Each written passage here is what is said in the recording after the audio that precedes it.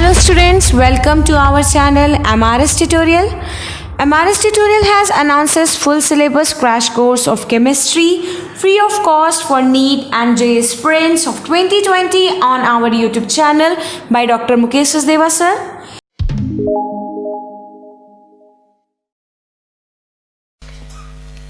Redox, reaction, equivalent, wait.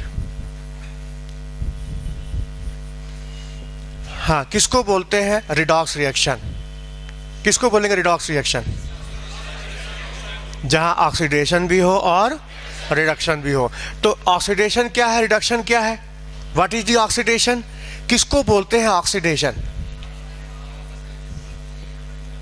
ऑक्साइडेशन। ऑक्साइडेशन मतलब जहां oxygen का एडिशन हो, ऑक्सीजन का एडिशन हो या हाइड्रोजन का रिमूवल हो। ऑक्सीजन मतलब ऑक्सीजन इलेक्ट्रोपॉजिटिव की इलेक्ट्रोनेगेटिव है, तो ऑक्सीजन की जगह इलेक्ट्रोनेगेटिव भी आ सकता है। किसी इलेक्ट्रोनेगेटिव एटम का एडिशन हो, अच्छा हाइड्रोजन का इलेक्ट्रोपॉजिटिव, तो इलेक्ट्रोपॉजिटिव एलिमेंट का रिमूवल हो या लॉस हो, या इलेक्ट्रॉन का लॉस को भी ऑक्सीडेशन बोलते हैं, या रिएक्शन के दौरान ऑक्सीडेशन नंबर का क्या हो, इंक्रीज हो। कोई भी हो वो सब ऑक्सीडेशन कहलाता है।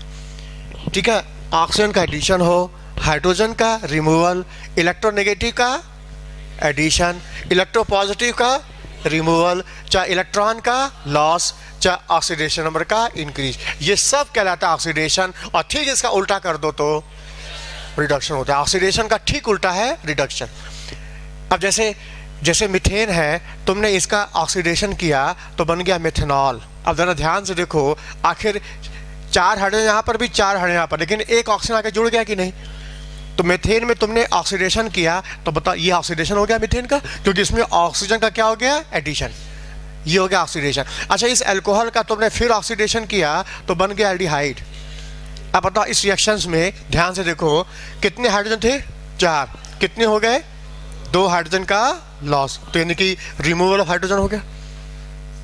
बोलो, यहां इस मीथेन पर ऑक्सीजन का एडिशन या हाइड्रोजन का लॉस, ये दोनों ऑक्सीडेशन है। ये भी ऑक्सीडेशन है, ये भी ऑक्सीडेशन है, दोनों ऑक्सीडेशन है। अच्छा, तुम ध्यान से देखो, इसमें इलेक्ट्रॉन का लॉस भी हो रहा है, यहां इलेक्ट्रॉन का लॉस भी हो रहा है। तुम अब इसमें कार्बन का ऑक्सीडेशन नंबर क्या आएगा? इसमें कार्बन का ऑक्सीडेशन नंबर क्या आएगा? देखो, हाँ, कार्बन की इलेक्ट्रोनेगेटिव ज्यादा होती है हाइड्रोजन से, तो कार्बन हाइड्रोजन के इलेक्ट्रॉन को अपनी तरफ खींचेगा, तो यहाँ plus minus plus minus plus minus plus minus, कितना? -4। यानी यहाँ पे कार्बन का ऑक्सीजन नंबर क्या है? -4। यहाँ निकालो कार्बन का ऑक्सीडेशन नंबर। कार्बन का ऑक्सीजन नंबर X, हाइड्रोजन का क्या होता है? +1 होता है। 4 हाइड्रोजन है तो +4, ऑक्सीजन का -2। बताओ नेट 0। बताओ कार्बन का वैल्यू कितनी है? बोलो, -2। अब बताओ -4 से -2 घट गया कि बढ़ गया? बोलो, तो ऑक्सीडेशन नंबर क्या है? बढ़ गया। तो देखो ऑक्सीडेशन नंबर का इंक्रीज देखो, -4 से -2 ऑक्सीडेशन नंबर बढ़ गया ना, जबकि ऑक्सीडेशन में भी क्या होता है? ऑक्सीडेशन नंबर का इंक्रीज। तो चाहे तुम ऑक्सीडेशन नंबर का इंक्रीज देख लो, चाहे तुम ऑक्सीजन का एडिशन देख लो, चाहे तुम हाइड्रोजन का रिमूवल देख लो, सभी तो ऑक्सीडेशन है। तो ऑक्सीडेशन की पहचान ऑक्सीजन का एडिशन, हाइड्रोजन का रिमूवल, इलेक्ट्रोनेगेटिव एटम का एडिशन, इलेक्ट्रोपॉजिटिव एलिमेंट का रिमूवल, या इलेक्ट्रॉन का लॉस। अच्छा, -4 से -2 पता 2 का लॉस हुआ ना, 2 इलेक्ट्रॉन का लॉस भी तो है, इलेक्ट्रॉन का लॉस, ऑक्सीडेशन नंबर का इंक्रीज, ये सब ऑक्सीडेशन है। और ठीक इसका उल्टा कर दो तो रिडक्शन होगा। अच्छा, इसी फॉर्मल्डिहाइड का तुमने फिर ऑक्सीडेशन किया तो फार्मिक एसिड बन गया। अब ध्यान से देखो, इसमें ऑक्सीजन कितना था? 1। कितना हो गया? 2। तो बताओ ऑक्सीजन का एडिशन हुआ कि नहीं? तो यानी एडिशन ऑफ ऑक्सीजन, ये भी ऑक्सीडेशन है। अच्छा, तुमने फिर ऑक्सीडेशन किया इसका तो क्या बन गया? CO2। ध्यान से देखो, इस रिएक्शन के दौरान हाइड्रोजन का लॉस हो गया। बताओ कितने हाइड्रोजन थे? यहाँ पे 2, यहाँ पर 1 भी नहीं है, यानी हाइड्रोजन का रिमूवल, ये भी ऑक्सीडेशन है। तो ऑक्सीडेशन को डिफाइन करने का कोई भी तरीका अपना लो तुम, कोई भी तरीका, या तो ऑक्सीजन का एडिशन, या तो हाइड्रोजन का रिमूवल, या इलेक्ट्रोनेगेटिव का एडिशन, या इलेक्ट्रोपॉजिटिव का रिमूवल, या इलेक्ट्रॉन का लॉस, या ऑक्सीडेशन नंबर का इंक्रीज। ये सब ऑक्सीडेशन है, इसका उल्टा कर दो तो रिडक्शन हो जाएगा। अच्छा, किसको बोलते हैं ऑक्सीडाइजिंग एजेंट? एजेंट क्या करता है? देखो LIC का एजेंट होता है, एजेंट बहुत सारे होते हैं, एजेंट का काम क्या है? ऑक्सीडाइजिंग एजेंट क्या करेगा? सामने वाले को ऑक्सीडाइज करेगा, खुद अपने रिड्यूस होगा। तो oxidising agent oxidise other substance, itself get reduce. अच्छा, रिड्यूसिंग एजेंट किसको बोलोगे? जो सामने वाले को रिड्यूस करे, अपने खुद ऑक्सीडाइज हो। इसका मतलब ऑक्सीडाइजिंग एजेंट का उल्टा रिडक्शन होगा और रिड्यूसिंग एजेंट का ऑक्सीडेशन होगा, क्योंकि सामने वाले को रिड्यूस करेगा, अपने खुद ऑक्सीडाइज होगा। तो याद रखना, ऑक्सीडाइजिंग एजेंट का रिडक्शन होगा और रिड्यूसिंग एजेंट का ऑक्सीडेशन ही होगा। अच्छा, मेरे सामने कोई रिएक्शन लिखा है, हम देख के पहचान सकते हैं कि कौन ऑक्सीडाइजिंग है कौन? जैसे मेरे सामने कोई रिएक्शन लिखा है, पूछे in this reaction which is oxidising agent, या विच इज ऑक्सीडेंट, या विच इज रिड्यूसिंग एजेंट। कोई भी रिएक्शन मेरे सामने लिखा है, समझो ferrous sulphate versus KMnO4 in presence of sulphuric acid, क्या बन रहा है? Ferric sulphate Fe2SO4 whole thrice plus MnSO4। पूछ रहा है इसमें कौन ऑक्सीडाइजिंग एजेंट है, कौन रिड्यूसिंग एजेंट है। ठीक है, हाँ, हम देखेंगे किस मॉलिक्यूल का ऑक्सीडेशन नंबर बढ़ रहा है। जिसका बढ़ रहा है, जिसका ऑक्सीडेशन नंबर बढ़ रहा है मतलब उसका ऑक्सीडेशन हो रहा है, और जिसका ऑक्सीडेशन हो रहा है उसका नेचर होगा। अच्छा, जिसका घटेगा, जिसका ऑक्सीजन घटेगा उसका और नेचर, हाँ, इसका मतलब हमको ये पता होना चाहिए कि ऑक्सीजन नंबर का चेंज क्या हो रहा है, किसमें बढ़ रहा है किसमें। अच्छा, ये चेंज निकालने के लिए पहले ऑक्सीडेशन नंबर निकालने आना चाहिए। जब तक हमको ऑक्सीडेशन नंबर निकालने नहीं आएगा, हम चेंज कैसे बताएंगे, किसमें घट रहा है बढ़ रहा है, कैसे पता चलेगा? तो पहला काम हमको आना चाहिए ऑक्सीडेशन नंबर। तो ऑक्सीडेशन नंबर कैसे निकालेंगे, बताओ जल्दी से बताओ। किसी भी मॉलिक्यूल्स में एटम का ऑक्सीडेशन नंबर कैसे निकालते हैं? कोई मॉलिक्यूल मेरे सामने रख दिया जाए और पूछे इसमें सेंटर एटम का ऑक्सीजन नंबर बताओ, व्हाट इज ऑक्सीडेशन नंबर? हाँ, क्या करेंगे? जो उस मॉलिक्यूल में जो जिसका वेरिएबल ऑक्सीजन रहेगा उसी का निकालना पड़ता है। तो जिसका हमको निकालना उसको x मान लेंगे, और जो फिक्स वैल्यू होती है उसको हम याद करके रख देंगे। कोई मॉलिक्यूल में हमको किसी एटम का निकालना, जिसका वेरिएबल है उसको x मान लेंगे, और जो उसकी फिक्स वैल्यू है उसको उसमें पुट करेंगे। और जिस मॉलिक्यूल में जितने भी एटम होंगे, सारे एटम के ऑक्सीडेशन नंबर का सम, मॉलिक्यूल न्यूट्रल है तो 0 के बराबर होगा, और ये वो रेडिकल है, आयंस है, तो चार्ज के बराबर होगा। तो किसी मॉलिक्यूल में जितने भी एटम होंगे, सारे एटम के ऑक्सीडेशन नंबर का सम, यदि मॉलिक्यूल है तो 0 के बराबर होगा, और रेडिकल है तो चार्ज के बराबर होगा। अब मेरे सामने जैसे रखा है H2O3-2, पूछ रहा है इसमें सल्फर का ऑक्सीडेशन नंबर निकालो।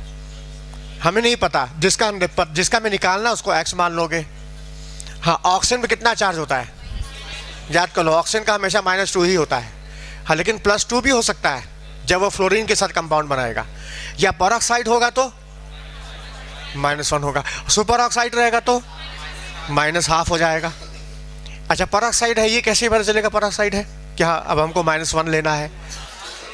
अभी बोला ना कि नॉर्मल ऑक्साइड का -2 होता है, परऑक्साइड का -1 होता है। अब क्वेश्चन आएगा, मेरे सामने कोई कंपाउंड है, अब वहाँ ऑक्सीजन का -2 ले कि -1 ले? पहले ये पता करें कि नॉर्मल है कि वो पर है। बात समझो, कोई मॉलिक्यूल मेरे सामने, कोई XYZ, उसमें ऑक्सीजन का जो ऑक्सीजन नंबर हम -2 ले के -1 ले, नॉर्मल है तो पर लेंगे, परऑक्साइड है तो -1 लेंगे।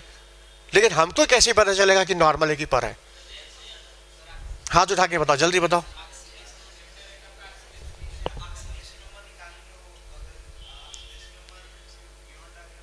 रेंज के बाहर चला गया और रेंज के अंदर आया तो नॉर्मल, और जब नॉर्मल है तो -2 ले लेंगे, और रेंज के बाहर चला गया तो -1 ले लेंगे। बैठ जाओ, समझ में आया? अच्छा, रेंज किसी एलिमेंट में ऑक्सीजन नंबर का रेंज, ये हमको पता चलता है पीरियोडिक प्रॉपर्टी से। जैसे बोरान फैमिली में +1 से +3 का रेंज होगा, कार्बन फैमिली में -4 से लेके +4 का रेंज होगा। नाइट्रोजन फैमिली में -3 से +5 का रेंज होगा, याद करो। ऑक्सीजन फैमिली में -2 से लेके +6 का रेंज होगा, है कि नहीं। हाइड्रोजन फैमिली में -1 से लेके +7 का रेंज होगा। ये है रेंज। यदि रेंज के अंदर आया तो नॉर्मल, रेंज के बाहर गया तो पर। अब जैसे मेरे सामने H2O3- रखा है, पहले हम चेक कर लेंगे नॉर्मल है कि पर है, ठीक है। अब इसको हम क्या करेंगे, -2 मान के सॉल्व करेंगे। -2, हाँ सल्फर का हमने x मान लिया। सल्फर कितने हैं 2, तो 2x कर लो। प्लस ऑक्सीजन का -2 मान के चला जाए, -2। कितने ऑक्सीजन है 3। चार्ज कितना है टोटल -2। सॉल्व करो, बताओ x वैल्यू क्या आई, +2 है। जबकि सल्फर का रेंज होता है -2 से +6 का। बताओ ये रेंज के भीतर आ रहा है, इसका मतलब ये सही है, ये सही है। अच्छा मान लो मेरे सामने ये रखा होता H2O8-2, ये रखा होता। चलो अब देखो इसमें सल्फर को x मान लो, संख्या कितनी है 2, सल्फर है 2। ऑक्सीजन का -2 मान के चलो, संख्या कितनी है 8, संख्या कितनी है 8। हाँ अब बताओ पूरा चार्ज -2 के बराबर है, -2। सॉल्व करो x की वैल्यू +7। यहाँ +7 है, जबकि रेंज है सल्फर का, बताओ रेंज के बाहर चला गया, इसका मतलब ये नॉर्मल ऑक्साइड नहीं है, ये पर है। अच्छा ठीक है, पर है तो कितने पर है, हाउ मैनी पर, कितने परऑक्साइड लिंकेज है। तो peroxide, number of peroxide linkage खोजने का कंसेप्ट क्या है, कितने इसमें सेंट्रल एटम है, सेंट्रल एटम की संख्या क्या है 2। रॉन्ग ऑक्सीडेशन नंबर कितना आ रहा है +7, रॉन्ग है क्योंकि रेंज -2 से +6 का, तो ये +7 तो रॉन्ग हुआ। हाँ रॉन्ग ऑक्सीडेशन नंबर। और करेक्ट ऑक्सीडेशन नंबर रेंज का सबसे टॉप वैल्यू होता है, करेक्ट रेंज की टॉप वैल्यू कितनी है +6/2। सॉल्व करो, मतलब इसमें एक परऑक्साइड लिंकेज है। जब एक परऑक्साइड लिंकेज है तो मतलब दोनों ऑक्सीजन का क्या होगा, -1 होगा। बोलो हाँ, तुम स्ट्रक्चर भी बना सकते हो, उसका स्ट्रक्चर बना लोगे। कितने सल्फर है तुम्हारे पास 2, एक सल्फर इधर एक सल्फर इधर कर दो, एक परऑक्साइड लिंकेज है। अच्छा ऑक्सीजन कितने पास हमारे 8, कितने उस पर से लगा दिए, कितने बचे 6, 2 3 इधर कर दो, 3 इधर कर दो। क्यों 3-3, क्योंकि 3-3 बराबर बराबर बांटेंगे तो सिमेट्री आ जाएगी, और सिमेट्री से स्ट्रक्चर क्या होगा, स्ट्रक्चर भी स्टेबल बन जाएगा। ये बन गया स्ट्रक्चर, अब स्ट्रक्चर बन गया। हाँ इसमें जो नॉर्मल ऑक्साइड है वहां -2 होगा, -2, लेकिन जो पर होगा -1, इसका -2 -2 कर, है ना। अब सॉल्व करके देखो +6 आ जाएगा, +6 आ जाएगा।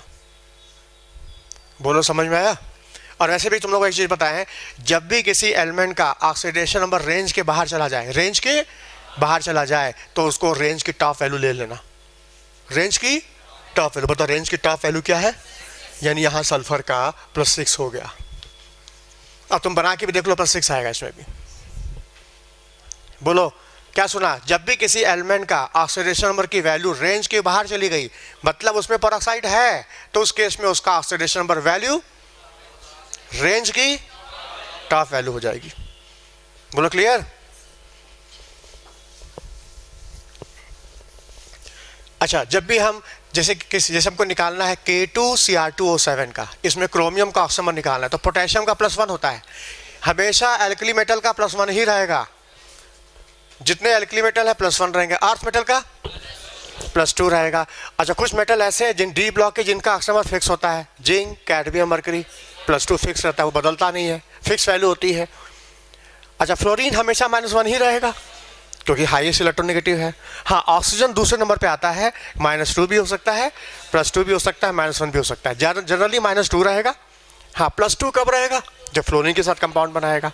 -1 कब रहेगा, जब परऑक्साइड रहेगा। अब परऑक्साइड की पहचान ऑक्सीडेशन नंबर की वैल्यू रेंज के बाहर चली जाएगी। हाँ सुपर ऑक्साइड तो गिने चुने होते हैं, 3 ही एलिमेंट में आते हैं, सोडियम, पोटेशियम, रुबिडियम, सीजियम। वैसे नॉर्मली -2 होता है। अच्छा एल्कली मेटल का +1, संख्या कितनी है 2। क्रोमियम का पता नहीं, संख्या कितनी है 2। ऑक्सीजन का -2 × 7, पूरा कंपाउंड क्या है न्यूट्रल। सॉल्व करो तो +6 आएगा। अच्छा +6 आया, क्या ये रेंज के अंदर है, क्या है रेंज है क्रोमियम का +1 से लेके +6 का। जैसे क्रोमियम का कॉन्फ़िगरेशन होता है 3d5 4s1 होता है, 3d5 4s1।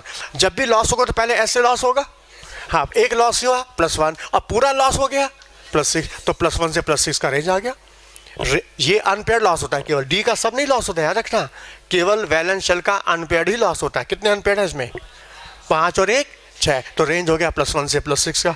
पता ये रेंज के टॉप पर आ रहा है ना, इसका मतलब सही है। यदि रेंज के ऊपर चला जाता है मतलब इसमें पेरोक्साइड होगा। जैसे तुम्हारे सामने आ गया CrO5, CrO5, हाँ इसमें क्रोमियम X मान लो, ऑक्सीजन का -2 मान के चलो, मान लो कितना ×5, पूरा कंपाउंड क्या है? न्यूट्रल। सॉल्व करो, X की वैल्यू बताओ, रेंज के बाहर चली गई, जबकि रेंज है 1 से 6 का। आ क्या रहा है? 10, मतलब इशारा कर रहा है इसमें पेरोक्साइड है। तो कितने पेरोक्साइड है बोलो? कैसे पता चला? हाँ, सेंट्रल एटम की संख्या, सेंट्रल एटम कितने हैं? 1। रॉन्ग ऑक्सीडेशन नंबर कितना आया? 10। करेक्ट ऑक्सीडेशन नंबर क्या होगा? रेंज की टॉप वैल्यू। हाँ सॉल्व करो, 10 में 6 घटाओ 4, 4 में से 2 का भाग दो 2, मतलब इसमें 2 पर है, चिड़िया के 2 पर है, एक पर इधर है और दूसरा पर इधर है। अच्छा तुम्हारे पास ऑक्सीजन है कितने? 5, 4 खपा दी, बचा 1, ये स्ट्रक्चर बन गया। समझ में आया? बोलो। अच्छा मान लो किसी मॉलिक्यूल्स में मिथाइल ग्रुप है, तो इसका ऑक्सीजन में +1 मान लिया करो, और कहीं फिनाइल ग्रुप है तो उसका भी +1 मान लिया करो, पूरे ग्रुप को +1 मान लिया करो। अच्छा कहीं भी साइनाइड है तो, हाइड्रोक्साइड है तो, क्लोराइड है तो, कार्बन मोनोऑक्साइड है तो, अमोनिया है तो, वाटर है तो। समझ में आया? ये याद कर लो। अब तुमको ये सब फिक्स वैल्यू याद है, इसको रख के तुम वेरिएबल का निकाल सकते हो। किस आधार पर? कि जितने भी एटम्स होंगे सारे ग्रुप का ऑक्सीजन नंबर का सम क्या होगा? 0, क्योंकि मॉलिक्यूल न्यूट्रल है। और यदि चार्ज है तो चार्ज के बराबर हो जाएगा। मतलब इस कंसेप्ट से हम ऑक्सीडेशन नंबर निकालना सीख लेंगे, और हमने ऑक्सीजन नंबर निकाल लिया तो हम चेंज भी निकालेंगे, है कि नहीं? पहले हमको ऑक्सीडेशन नंबर निकालना आना चाहिए, जो हमने बताया।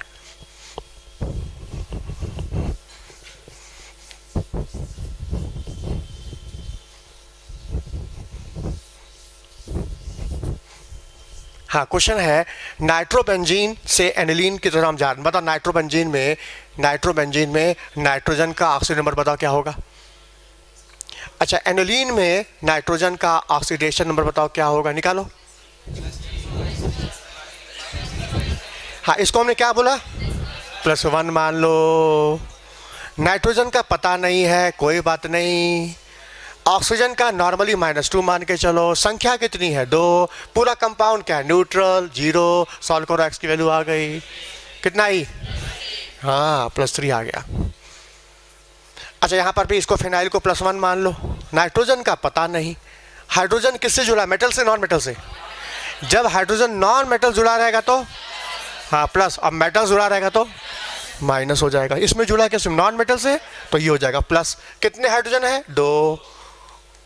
वो पूरा कंपाउंड क्या है? न्यूट्रल। सॉल्व करो, एक्स की वैल्यू आ गई -3। बोलो आ जाएगा? चलो ऑक्सीडेशन नंबर निकालना आ गया। और अब जब हमको ये आ गया तो हम किसी भी रिएक्शन को देख के बता सकते हैं कौन ऑक्सीडाइजिंग है और कौन रिड्यूसिंग एजेंट है।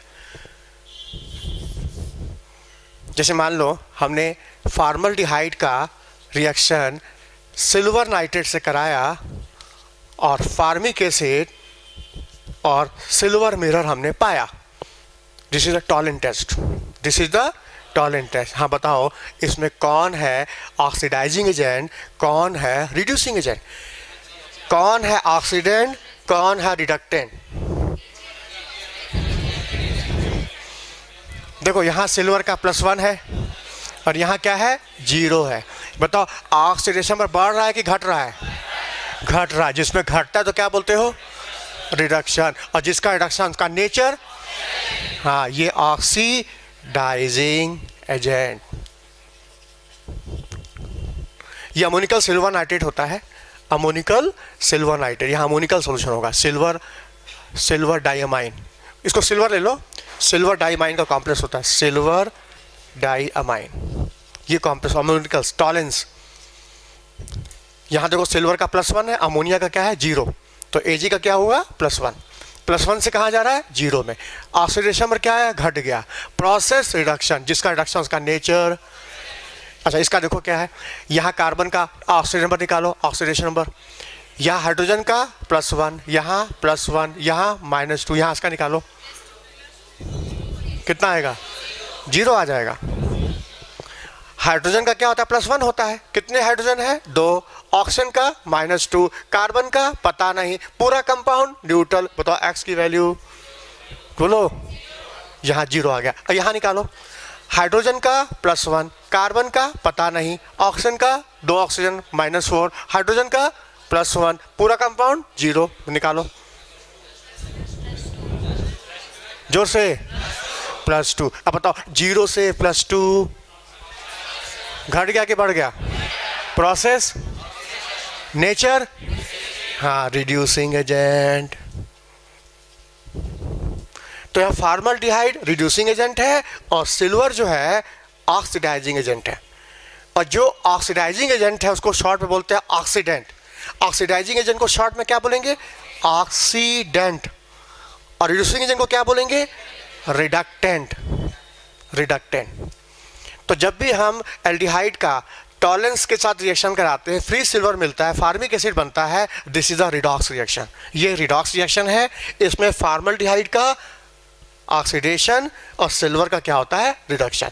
Silver is the oxidising agent और formaldehyde is the reducing agent. ऐसे मेरे सामने कोई भी रिएक्शन लिखा हुआ है, हम देख के बता सकते हैं कैसे, ऑक्सीडेशन नंबर का चेंज निकाल के, चेंज समझ में आ रहा है। और वैसे भी देखो इसमें कितने ऑक्सीजन है 1, इसमें कितने ऑक्सीजन हो गए 2, तो बताओ ऑक्सीजन की संख्या बढ़ गई ना, मतलब इसमें ऑक्सीजन का एडिशन हुआ है ना। और जिसमें एडिशन होता है ऑक्सीजन का क्या बोलते हैं ऑक्सीडेशन, मतलब यहाँ फॉर्मल्डिहाइड का हो क्या रहा है ऑक्सीडेशन, जिसका ऑक्सीडेशन उसका नेचर रिड्यूसिंग एजेंट। फिर बात घूम फिर के वही आ गई, बात घूम फिर के वही आ गई, चाहे ऑक्सीडेशन नंबर से पकड़ लो, चाहे ऑक्सीजन के एडिशन से पकड़ लो, कैसे भी पकड़ लो, बात तो वही है। ऑक्सीडेशन ऑक्सीजन का एडिशन, हाइड्रोजन का रिमूवल, इलेक्ट्रॉन का loss, increase in oxidation number, ये सब ऑक्सीडेशन है। इसका उल्टा कर दो रिडक्शन। तो बताओ कोई भी रिएक्शन सामने तुम देख के बता सकते हो ना कि कौन ऑक्सीडाइजिंग और कौन रिड्यूसिंग एजेंट। अच्छा रिएक्शन है तो देख के तो बता दोगे। मान लो रिएक्शन ना दिया जाए, केवल मालिक्यूल दे दिया जाए, अकेला फ्री आइटम दे दिया जाए, कोई मालिक्यूल दे दे, तब कैसे पहचानोगे कि कौन है ऑक्सीडाइजिंग कौन है रिड्यूसिंग एजेंट। मेरी बात समझ में आई। रिएक्शन के अंदर दिया है तब तो तुम पहचान लोगे चेंज के द्वारा, लेकिन नहीं दिया है, केवल मालिक्यूल दिया इकलौता, 4 ऑप्शन दे दिए, 4 मालिक्यूल है, और पूछा which is oxidising agent, which is reducing agent, which is both oxidising as well as reducing agent. बोलो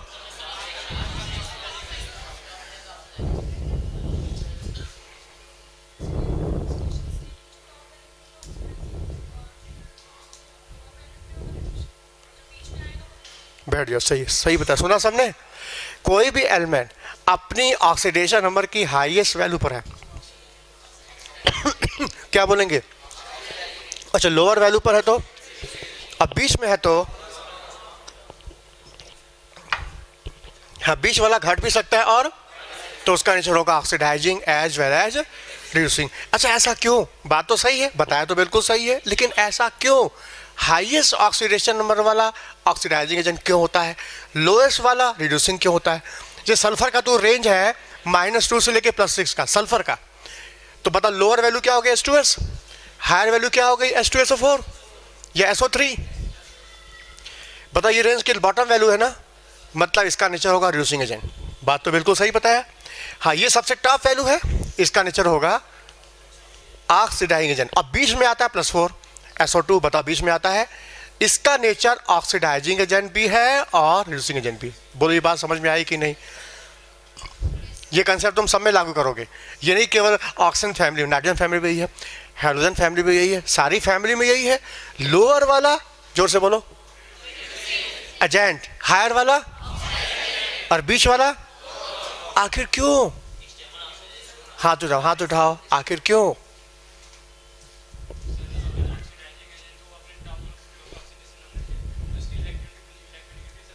ये है पॉइंट। जब कोई एलिमेंट अपनी ऑक्सीडेशन की टॉप वैल्यू पर आ जाएगा, पॉजिटिव वैल्यू सबसे हाईएस्ट हो जाएगी, तो उसकी इलेक्ट्रोनेगेटिव बढ़ जाएगी। पता है पॉजिटिव चार्ज आने से इलेक्ट्रोनेगेटिव बढ़ती है। जब ज़्यादा पॉजिटिव चार्ज आएगा तो इलेक्ट्रोनेगेटिव ज़्यादा बढ़ेगी, और जब इलेक्ट्रोनेगेटिव बढ़ेगी तो बताओ वो इलेक्ट्रॉन लॉस करेगा गेन करेगा? गेन करेगा। और जब कोई इलेक्ट्रॉन गेन करता है तो उसका होता क्या है, और जिसका रिडक्शन उसका नेचर। ये पॉइंट है, बैठ जाओ, ये पॉइंट है।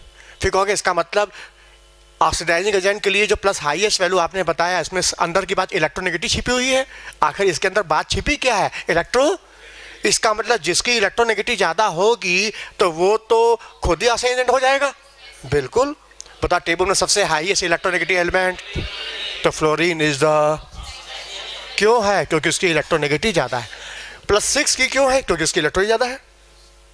अच्छा, जैसे तुम नीचे आते हो नेगेटिव वैल्यू आती जाएगी तो इलेक्ट्रोनेगेटिविटी घटती जाएगी, तो वो गेन करने के बजाय लॉस करेगा। और जब लॉस करेगा तो, जब कोई लॉस करेगा तो, और नेचर देखो फिर बात घूम फिर के वही आ गई।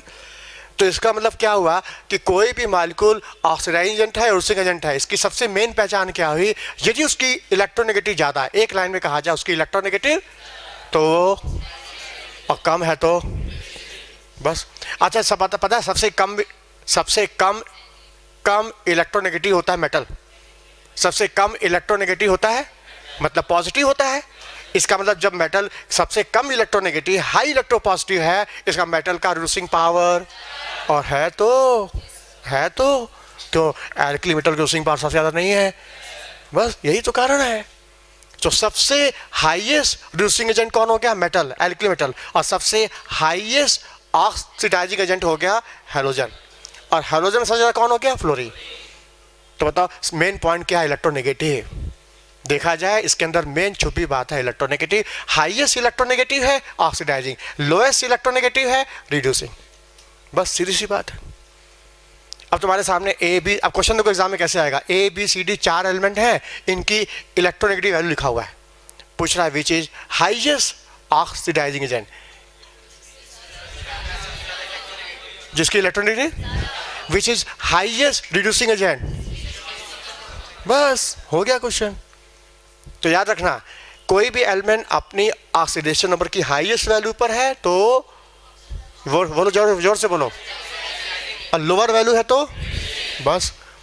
अब तुम्हारे सामने रख दिया, जैसे मान लो रखा है 10 + 2, ये रखा है, बस इसका नेचर क्या होगा? स्विंग होगा। अच्छा, तुम्हारे सामने PB +4 रखा है, इसका नेचर क्या होगा?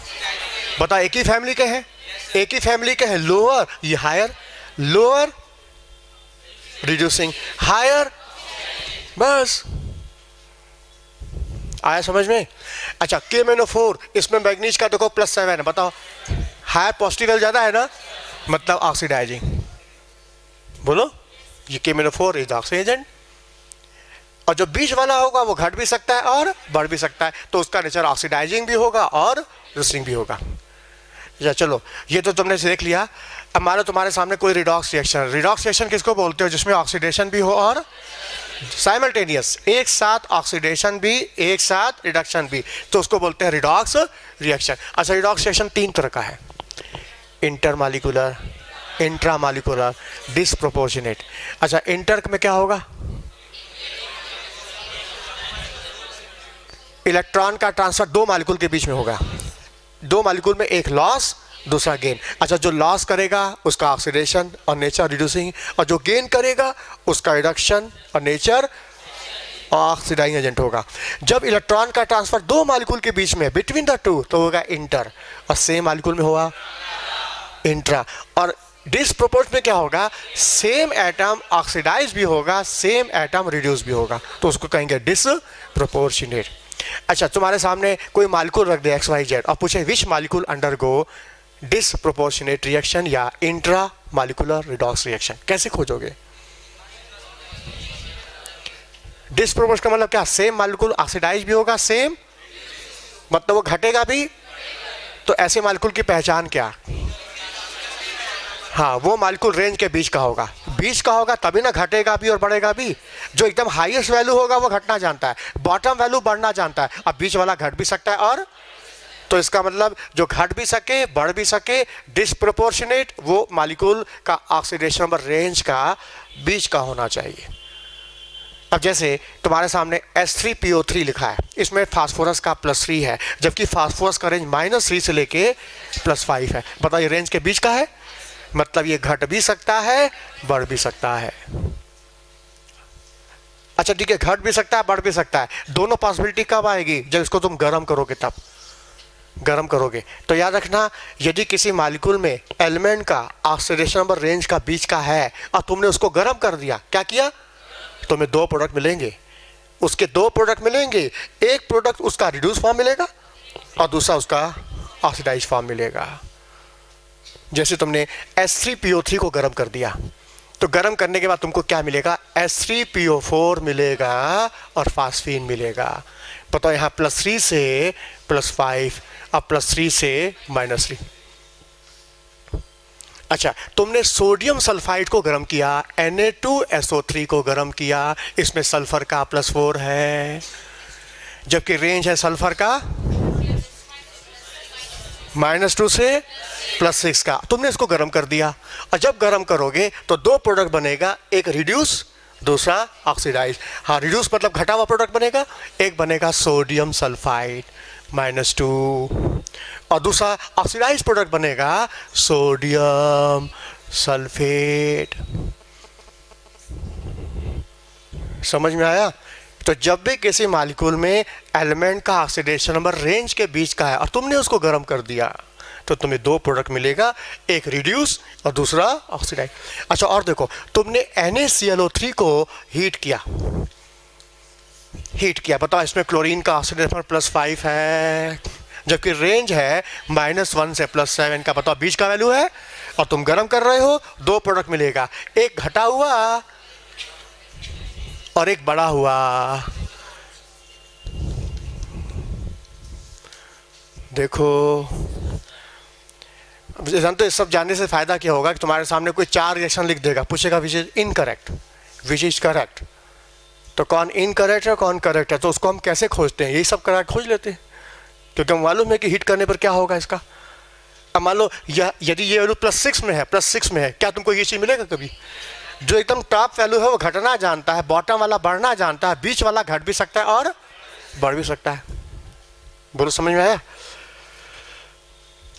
तो हमने रिएक्शन को पहचान लिया, एक है इंटरमॉलिक्यूलर, दूसरा इंट्रा और तीसरा डिस्प्रोपोर्शनेट। हाँ, इंट्रा का एग्जांपल देखो, जिसमें इंटर में क्या होगा? इंटर में क्या बताया कि इलेक्ट्रॉन का ट्रांसफर दो मॉलिक्यूल के बीच में होगा। जब इलेक्ट्रॉन का ट्रांसफर दो मॉलिक्यूल के बीच में, बिटवीन द टू मॉलिक्यूल, तो कहेंगे इंटर मॉलिक्यूलर। अच्छा, इंट्रा में क्या होगा? एक ही मॉलिक्यूल्स में इलेक्ट्रॉन का लॉस गेन। जैसे एक ही परिवार के दो मेंबर में पैसे का लेन देन हो रहा है, घर के मेंबर बिजनेस करते हैं और दूसरे घर के वालों के साथ बिजनेस होता है, एक फैमिली दूसरी फैमिली के साथ बिजनेस कर रही है, तो क्या होगा? Inter molecular. और एक ही फैमिली में बाप बेटे के बीच हिसाब किताब हो रहा है, इंट्रा। और वो एग्जाम्पल क्या है? इंट्रा, एक ही मॉलिक्यूल में इलेक्ट्रॉन का ट्रांसफर हो, एक ही मॉलिक्यूल्स में। हाँ, KClO3 को तुम जब गर्म करोगे तो बनता है KCl + O2। उसका टेम्परेचर अलग था, इसका टेम्परेचर अलग है, टेम्परेचर अलग अलग है, प्रोडक्ट भी अलग अलग बनेगा। जरा ध्यान से देखो, यहाँ क्लोरीन का +5 और यहाँ क्लोरीन का -, बताओ घट गया कि बढ़ गया? मतलब रिडक्शन हुआ। अच्छा, ऑक्सीजन का -2 है और यहाँ क्या हो गया? 0। बताओ -2 से 0 मतलब ऑक्सीडेशन। तो क्लोरीन का रिडक्शन, ऑक्सीजन का ऑक्सीडेशन, मतलब इलेक्ट्रॉन का ट्रांसफर क्लोरीन ऑक्सीजन के बीच में हो रहा है, बाप बेटे में बिजनेस चल रहा है, एक रिड्यूस हो रहा है, दूसरा oxidise. This is the intra molecular redox. अच्छा, डिस और भी एग्जाम्पल है इस तरह का, और भी एग्जाम्पल देखो, अमोनियम डाइक्रोमेट को गर्म कर दो, अमोनियम डाइक्रोमेट को गर्म करो तो क्या बनता है? Cr2O3 बनता है और नाइट्रोजन गैस बनती है। Cr2O3 बनता है, नाइट्रोजन गैस बनती है। फिर तुम कहोगे अब ये लिखते कैसे प्रोडक्ट, ये बनेगा, ये कैसे पता चलेगा यही बनेगा, ये बनेगा, कैसे पता चला आपको? मतलब कोई भी आप किसी चीज को हीट कर रहे हैं तो उसका प्रोडक्ट क्या बनेगा ये आपको कैसे पता चलता है? नहीं नहीं नहीं, आज का भी कंसेप्ट है, उसका भी कंसेप्ट है। कितना रटेंगे तो दिमाग पागल हो जाएगा। इतनी बड़ी केमिस्ट्री है, बाकी हमारी तो केमिस्ट्री, तुम्हारे साथ तो फिजिक्स भी है, बायो भी है, सब कुछ है, तुम्हारे लिए तो और बड़ा डिफिकल्ट है। बात समझ में आई कि नहीं? 26 अभी साल नहीं, हम 26 दिन के हैं, हम 26 दिन के हैं। सामने देखो, ये बताओ इसका नेचर क्या है? इसमें क्रोमियम अपने टॉप के रेंज पर बैठा है, बोलो किस पे बैठा है? +6 पे बैठा है, बोलो क्लियर? अच्छा ये 6 पे, जबकि यहाँ देखो -3 पर है। चेक कर लो, अमोनियम का नाइट्रोजन -3 आता है, चेक कर लो। NH4+ में तुम नाइट्रोजन का निकालो -3 आएगा, बोलो आएगा कि नहीं? मतलब यहाँ नाइट्रोजन -3 है, यहाँ क्रोमियम +6 है। हमने क्या बोला? जब कोई एलिमेंट रेंज के टॉप पर आ जाता है तो उसका नेचर क्या होता है?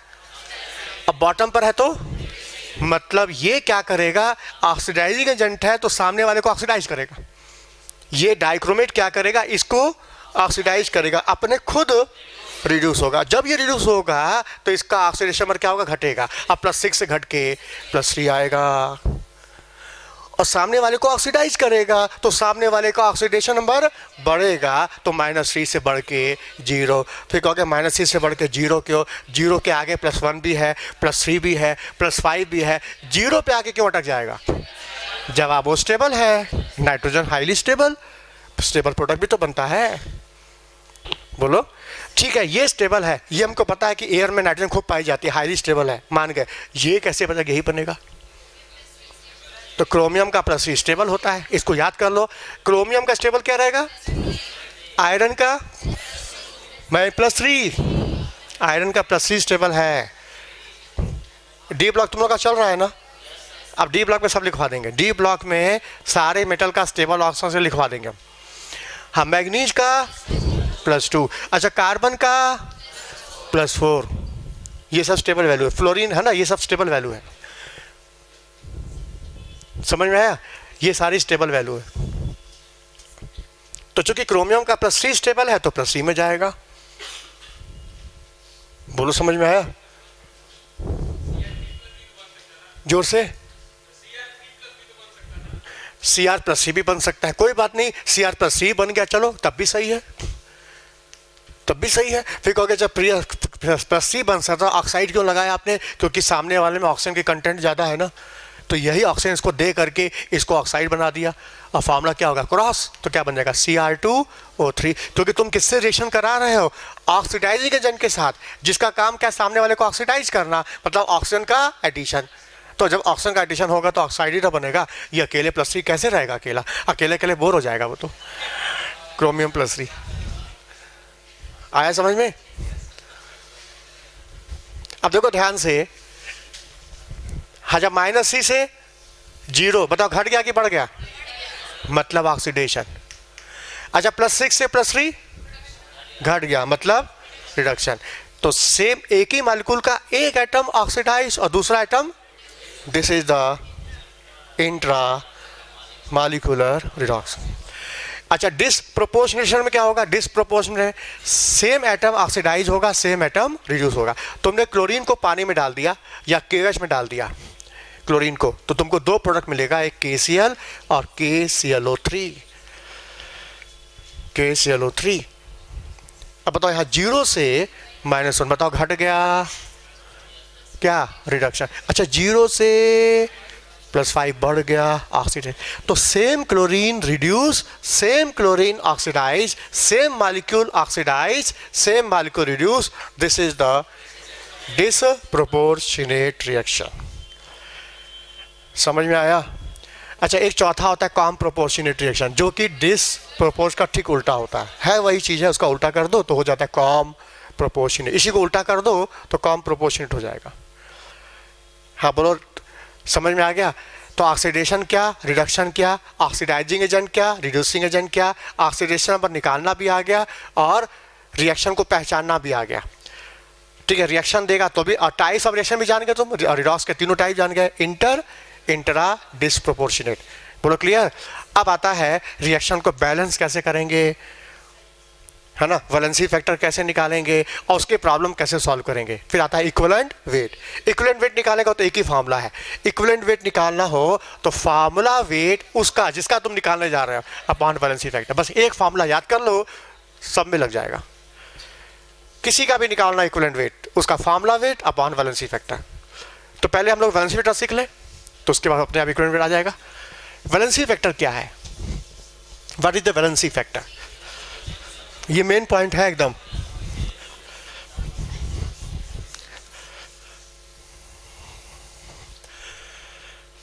वैलेंसी फैक्टर या इसको एन फैक्टर भी बोलते हैं in redox reaction. N factor valency factor redox reaction में क्या होता है? चेंज इन ऑक्सीडेशन नंबर पर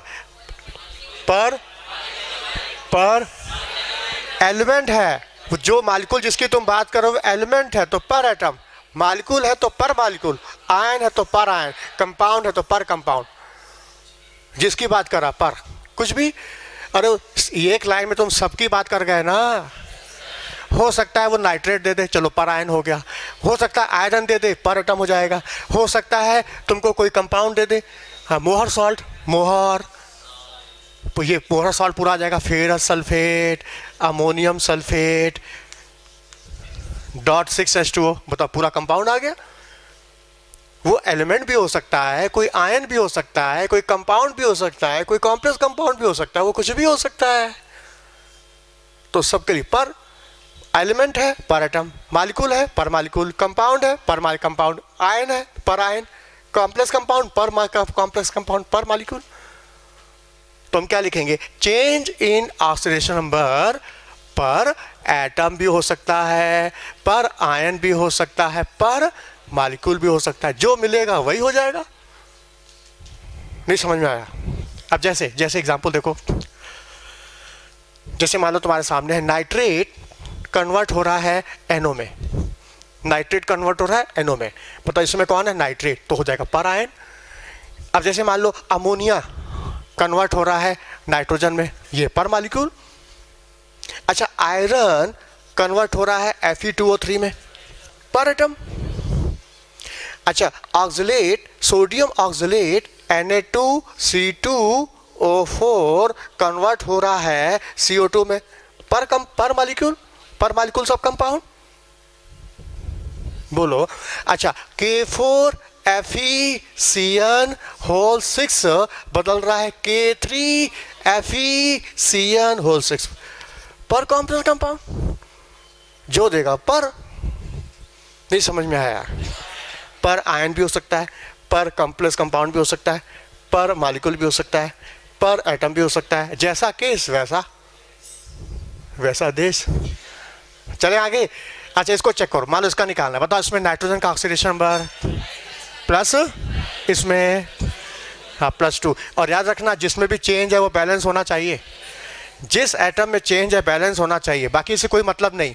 बताओ नाइट्रोजन बैलेंस है कि नहीं? हाँ बैलेंस है। तो बताओ कितने का चेंज, कितने मालिक्यूल से, कितने आयन से? हाँ एक आयन से 3 का चेंज, एक आयन से 3 का चेंज, तो वैलेंसी फैक्टर हो गया 3। अच्छा ऑप्शन में लिखा है 3 लॉस 3 गेन, उसमें भी ठीक ऑप्शन है 3 लॉस 3 गेन। अब क्या करोगे? 3 लॉस के 3 गेन, +5 से +2, बता लॉस हुआ कि गेन हुआ? गेन हुआ है। पॉजिटिव वैल्यू घट रही है ना, मतलब इलेक्ट्रॉन गेन हुआ है, तब तो घट रही है, मतलब होगा 3 इलेक्ट्रॉन गेन। बोलो। अच्छा अब तुमको इसका इक्विवेलेंट वेट निकालना है। इसका इक्विवेलेंट वेट क्या होता है? Formula weight upon valency factor. बता इसका जिसका बात करो इसका फार्मूला वेट। आयन मतलब आयन का फार्मूला वेट नाइट्रोजन का कितना था? 14, 16 3 48। इलेक्ट्रॉन का कोई चार्ज होता नहीं, बाकी 3। ये हो गया इक्विवेलेंट वेट आ गया, formula weight upon valency factor. Clear? अच्छा अब मान लो तुमको इसका निकालना है, इसका उल्टा। ऐसा भी हो सकता है, रिएक्टेंट का भी पूछ सकता है, प्रोडक्ट का भी पूछ सकता है इक्विवेलेंट वेट। हाँ इसका निकालना है, तो बताओ 2 से 5 कितने का चेंज? 3 का। कि पर मालिक्यूल 3 का चेंज, तो वैलेंसी फैक्टर हो गया 3। अच्छा, इसका निकालना इक्विवेलेंट वेट निकालोगे तो equivalent weight formula wait, equivalent weight का फार्मूला क्या है? Equivalent wait formula weight upon valency factor. हाँ मतलब इसका फार्मूला वेट 14 16 बाई 3। चलो इक्विवेलेंट वेट आ गया, बोलो। अच्छा अब तुमको इसका निकालना है, सबका निकाल के दिखा देते हैं। हाँ इसका निकालना है K4FeCl6। इसमें आयरन का ऑक्सीडेशन नंबर निकालो तो +2 आएगा, इसमें निकालोगे तो +3 आएगा। कौन निकाल के दिखा दे कि आ गया? पक्का? चलो बताओ, इसमें जिसमें चेंज है वो बैलेंस है चेंज बैलेंस है। याद रखना, जिस एटम में ऑक्सीडेशन नंबर का चेंज आए वो एटम बैलेंस होना जरूरी है, बाकी से कोई मतलब नहीं। जिसमें चेंज है वो तो बैलेंस होना चाहिए। अच्छा बताओ कितने का चेंज? 1 का चेंज। कितने मालिक्यूल से? पर मालिक्यूल से 1 का चेंज, वैलेंसी फैक्टर 1। और इक्विवेलेंट वेट फार्मूला वेट यानी मॉलिक्यूलर वेट बाई 1। समझ में आया? अच्छा तुमको इसका निकालना है, चलो वही आएगा। जहाँ पे 1 का चेंज है तो इसका इक्विवेलेंट वेट निकालना हो तो formula weight by 1, formula wait या मॉलिक्यूलर वेट बाई 1, यहाँ भी वही होगा। चलो इधर आओ, नेक्स्ट ये देखो नीचे। हाँ अमोनिया से नाइट्रोजन में हमको निकालना है इसका इक्विवेलेंट वेट, इसका वैलेंसी वेक्टर बताओ। हाँ नाइट्रोजन का -3, यहाँ 0। अच्छा जिसमें चेंज है वो बैलेंस होना चाहिए, बैलेंस है। कितने नाइट्रोजन? यहाँ कितना? तो बराबर करने के लिए इसको 2 कर दो। एक नाइट्रोजन का -3, 2 का 6, 1 का 0, दूसरे का भी कितने का चेंज? कितने मालिक्यूल से? 2 मालिक्यूल से। और पर मालिक्यूल से 3 का चेंज, तो वैलेंसी फैक्टर हो गया 3। लेकिन हम ऑप्शन देख रहे हैं उसमें लिखा है 3 इलेक्ट्रॉन लॉस, 3 इलेक्ट्रॉन गेन। अब क्या करें, 3 लॉस या 3 गेन? बोलो। हाँ लॉस, क्योंकि माइनस से 0 में जा रहा है तो लॉस होगा। आंसर होगा 3 इलेक्ट्रॉन लॉस। अच्छा what is the equivalent weight? हाँ formula weight upon valency factor. हाँ इसका फार्मूला वेट नाइट्रोजन का 14, 3 17 बाई ये आ गया इक्विवेलेंट वेट। अच्छा हम इसका निकालना चाहते, चलो अब इसका। हाँ बताओ यहां से चेंज कितने का है? 6 का। 6 का चेंज कितने मालिक्यूल से? 1 मालिक्यूल से 6 का चेंज, पर मालिक्यूल 6 का चेंज, मतलब वैलेंसी फैक्टर 6 वैलेंसी फैक्टर 6। अब ऑप्शन लिखा है 6 लॉस 6 गेन, किस पर टिक मारें? बोलो। हाँ 6 का गेन, 0 से माइनस में जा रहा है तो गेन होगा ना, 6 का गेन। अच्छा इसका इक्विवेलेंट वेट चाहिए, इक्विवेलेंट वेट। हाँ formula wait valency factor, formula 14 दूनी 28, वैलेंसी फैक्टर, इक्विवेलेंट वेट भी आ गया। बोलो। चलो नीचे आओ, इसका निकालना है, इसका निकालना है। बता कोई भी एटम फ्री अवस्था में होता है उस पर कोई चार्ज होता है? अकेला है तो कौन चार्ज होगा? जब कोई आदमी अकेला है तो उसको कोई ख्याल भी नहीं आता है, जहां दूसरा होगा तो ख्याल आ जाएगा। भाई ख्याल दूसरे का आता, अपना ख्याल थोड़ी आता है। तो ये अकेला है, इसको किसी का ख्याल होगा? कोई चार्ज होगा? 0, न्यूट्रल। हाँ ये दूसरे से दोस्ती की, आप ख्याल आएगा, अच्छा है बुरा है गंदा है सब ख्याल आएगा इसको। हाँ बताओ कितना आएगा? आयरन का +3। मतलब आयरन में चेंज है ना, जिसमें भी चेंज हो बैलेंस होना। कितने आयरन है यहाँ? तो 2 कर दो। 1 का 0, दूसरे का भी 0, 1 का +3, 2 का कितने का चेंज? कितने से? 1 से। कितने का? 3 का चेंज, तो वैलेंसी फैक्टर हो गया 3, वैलेंसी फैक्टर 3। अच्छा ऑप्शन में 3 लॉस 3 गेन, किस पर टिक मारेंगे? 3 का लॉस 3 का गेन, हाँ लॉस, क्योंकि 0 से प्लस में जा रहा तो लॉस ही ना होगा, तो आंसर हो गया 3 इलेक्ट्रॉन लॉस, वैलेंसी फैक्टर 3 या 3 इलेक्ट्रॉन का लॉस। अच्छा हमको चाहिए equivalent weight, formula wait, formula wait मतलब Fe का फार्मूला, हाँ आयरन का एटॉमिक फार्मूला वेट कितना होता है 56, एटॉमिक वेट 56 बाई, ये आ गया इक्विवेलेंट वेट। अच्छा इसका निकालना है, अब इसका उल्टा, मतलब कितने का चेंज है 6 का, कितने मालिक्यूल से, 1 मालिक्यूल से 6 का चेंज, वैलेंसी फैक्टर 6। अच्छा 6 है, 6 लॉस 6 गेन, बोलो हाँ 6 गेन। अच्छा इक्विवेलेंट वेट निकालना है तो molecular weight by 6, equivalent weight भी आ गया, पूरे का मॉलिक्यूलर वेट बाई 6। लोग जल्दीबाजी में क्या करते हैं, जब चेंज आयरन का निकालते हैं तो रखना पूरा मॉलिक्यूलर वेट और रख देंगे एटॉमिक वेट 56 रख देते हैं, यही गड़बड़ कर देते हैं। तुम बात कर रहे हैं पूरे मॉलिक्यूल की, तुमने चेंज मॉलिक्यूल का निकाला है तो मॉलिक्यूलर वेट ना रखोगे, लेकिन लोग क्या करते हैं जल्दीबाजी में आयरन का एटॉमिक वेट रख देते हैं, ये गड़बड़ कर देते हैं। बताइए तुमने जो चेंज निकाला है 6 का, बताइए पर एटम निकाला है कि पर मॉलिक्यूल निकाला है? तो जब तुम पर मॉलिक्यूल निकाल रहे हो तो मॉलिक्यूलर वेट पूरे का ना रखोगे कि आयरन का रखोगे? पूरे का रखोगे ना। बस जल्दीबाजी में हड़बड़ाहट में सब उठ पटांग जो मन में रख देते खट से, यही गड़बड़ होती है, यहीं से शुरुआत हो गड़बड़ी शुरू हो जाएगी फिर। बोलो क्लियर? अच्छा इसमें निकालना है, हाँ इसमें कार्बन का क्या है +3 और यहां कार्बन का +4 है। हाँ बताओ कार्बन में चेंज है, कितने कार्बन है 2, यहां तो जिसमें चेंज है बैलेंस होना चाहिए। अच्छा 1 का 3, 2 का 1 का 4, 2 का कितने का चेंज 2 का, कितने मालिक्यूल से 1 मालिक्यूल से 2 का चेंज, पर मालिक्यूल 2 का चेंज, वैलेंसी फैक्टर 2। अच्छा ठीक है 2 लॉस 2 गेन, 2 लॉस की 2 गेन, हाँ 2 का लॉस क्योंकि बढ़ रहा है ना पॉजिटिव वैल्यू, 2 का लॉस, वैलेंसी फैक्टर 2 या 2 इलेक्ट्रॉन का लॉस। अच्छा equivalent weight molecular weight by 2। अच्छा इसका निकालना है तो हाँ बताओ 2 का चेंज है, 2 का चेंज कितने मालिक्यूल से, कितने मालिक्यूल से 1 मालिक्यूल से 1 का चेंज, वैलेंसी फैक्टर हो जाएगा 1, इक्विवेलेंट वेट m/1।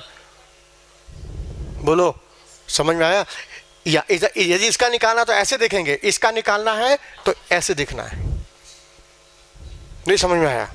कभी कभी हमको निकालना है इसका चेंज है ना, इसका हमको निकालना है, ठीक है, हमको इक्विवेलेंट इसका निकालना है, मॉलिक्यूलर इसका उठा के रख देंगे, भूल जाते हैं कहाँ से शुरू किए, भूल गए अब कहाँ से स्टार्ट किए, ऐसा नहीं। हाँ बोलो समझ में आया?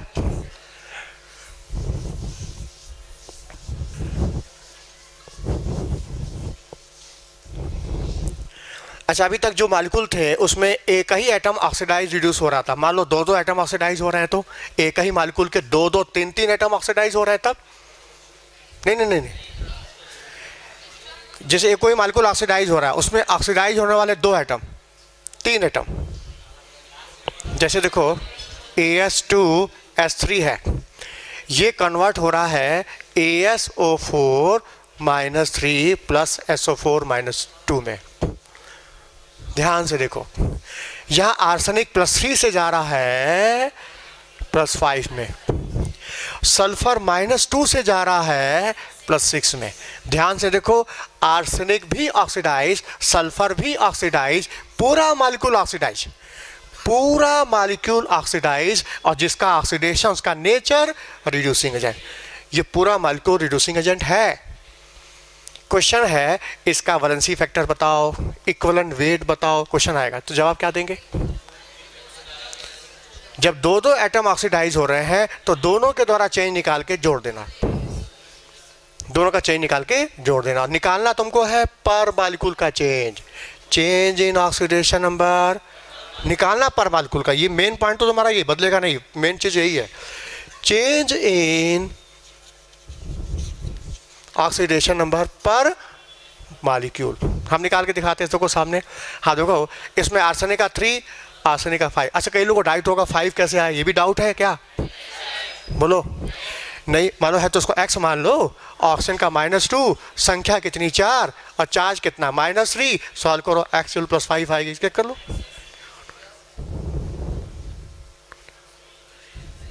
सही है ना? तो यहाँ देखो +5 आ गया, जबकि यहाँ पर क्या है +3। बताओ चेंज है कि नहीं? आवाज नहीं आई। और जिसमें चेंज है वो एटम कितने आर्सेनिक, यहाँ 2 कर दो। अच्छा यहाँ सल्फर पर देखो, सल्फर का -2 से +6 में चेंज है, जिसमें चेंज है वो बैलेंस होना चाहिए। कितने सल्फर, यहाँ भी 3 कर दो।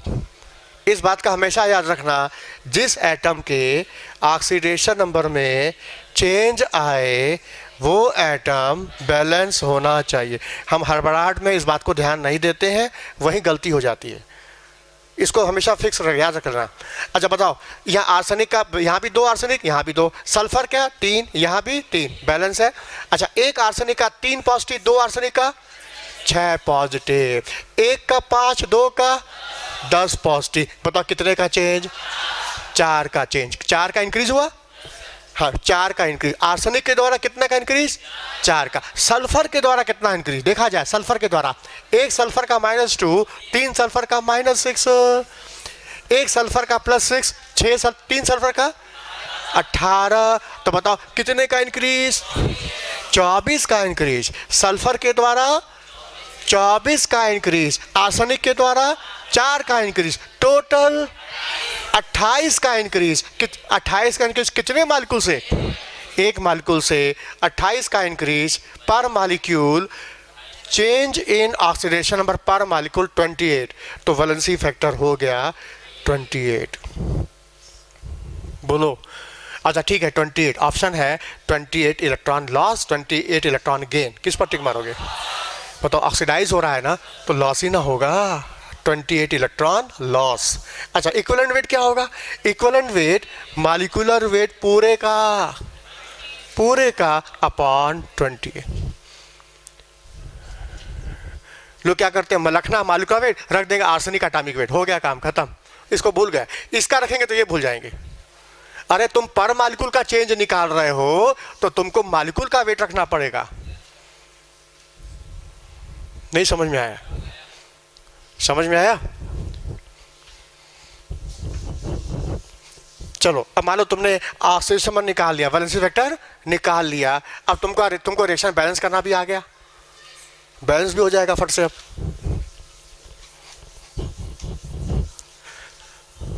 जैसे मान लो तुम्हारे सामने फेरस सल्फेट और KMnO4 और बन रहा है फेरिक सल्फेट प्लस MnSO4। कोई रिएक्शन लिखा है, इसकी स्टोइकियोमेट्री X, इसकी स्टोइकियोमेट्री क्या है? Y। ठीक है, ऑप्शन दिया है कि X और Y की वैल्यू क्या होगी। Option A, option B, option C, option D। यह वैल्यू लिखा हुआ है, जैसे लास्ट ईयर आ चुका है। कोई रिएक्शन लिखा रहेगा, उसकी स्टोइकियोमेट्री X, इसकी Y, और पता X Y की वैल्यू क्या होगी, ऑप्शन दिया, तुमको निकाल के टिक मारना है। या तो तुम बैलेंस कर लो। NCERT में बैलेंस करने का तरीका लिखा है ना, वो पूरे नियम है बकायदे। उस नियम से बैलेंस करोगे तो टाइम लगता है, समय नहीं है। तो क्या करो, तुम दोनों का वैलेंसी वेक्टर निकाल लो और निकाल के क्रॉस कर दो, तुमको X और Y की वैल्यू मिल गई। समझ में आया? सामने देखो। हाँ बताओ, आयरन का ऑक्सीडेशन नंबर +2, यहाँ आयरन का +3, जिसमें चेंज है वो बैलेंस होना। कितने आयरन है? यहाँ 1, तो बैलेंस करने के लिए 2 कर लोगे, है ना? अच्छा, यहाँ बैलेंस को, एक आयरन का 2 पॉजिटिव, 2 आयरन का 4, एक का 3, 2 का 6। बताओ कितने का चेंज? 2 का चेंज। कितने मालिक्यूल से? 2 मालिक्यूल से, एक मालिक्यूल से 1 का चेंज। वैलेंसी वेक्टर क्या है? चेंज इन ऑक्सीडेशन नंबर पर मालिक्यूल। एक मालिक्यूल से 1 का चेंज, वैलेंसी वेक्टर क्या है? 1। बोलो। अब इसका निकालो। यहाँ मैग्नीज का +7 है, यहाँ मैग्नीज का +2 है। बताओ एटम बैलेंस है कि नहीं? है। कितने का चेंज? 5 का। कितने मालिक्यूल से? एक मालिक्यूल से 5 का चेंज, पर मालिक्यूल 5 का चेंज, वैलेंसी फैक्टर 5। अब क्या करो, इस 5 को उठा के यहां रख दो और 1 को उठा के यहां रख दो, तो आंसर क्या होगा? एक्स वाई की वैल्यू क्या हो गया? 5:1। ये आंसर आ गया। बोलो। हमारा तुम बैलेंस भी करोगे ना तो 5:1 ही आएगा। लेकिन एग्जामिनर बड़ा होशियार है, आजकल क्या करता है कि इसको तो कराएगा साथ में ये भी कराएगा। लो, एक्स वाई जेड, ये हो गया एक्स, ये हो गया वाई और ये हो गया जेड। अच्छा, तुमने इसको तो निकाल लिया बड़े आराम से, पेंसिल निकाल के क्रॉस कर दिया, बात खत्म। अब ये भी निकालो। इसको कैसे निकालें? अच्छा, मान लो एसिडिक मीडियम है तो H+ आयन की संख्या पूछ लेगा, अब बेसिक मीडियम है तो OH आयन भी पूछ लेगा। अब क्या करें? तो ऐसा करो, जब ऐसा क्वेश्चन आएगा तो एनसीईआरटी का जो ये बैलेंसिंग वाला पार्ट सीख लो कि H+ आयन OH आयन कैसे बैलेंस होता है। नहीं समझ में आया? वो कंसेप्ट लगा दो, उसमें आंसर फट से आ जाएगा।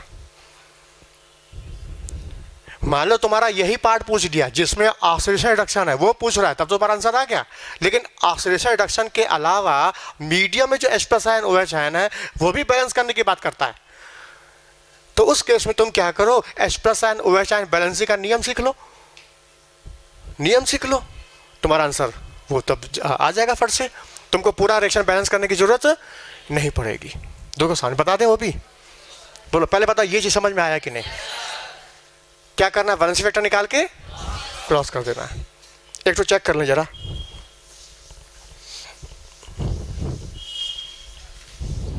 हाँ, Cr2O7 -2, C2O4 -2, H+ equal two chromium +3 CO2। हाँ बताओ, इसकी स्टोइकियोमेट्री X, इसकी स्टोइकियोमेट्री Y। बताओ X और Y की वैल्यू क्या होगी?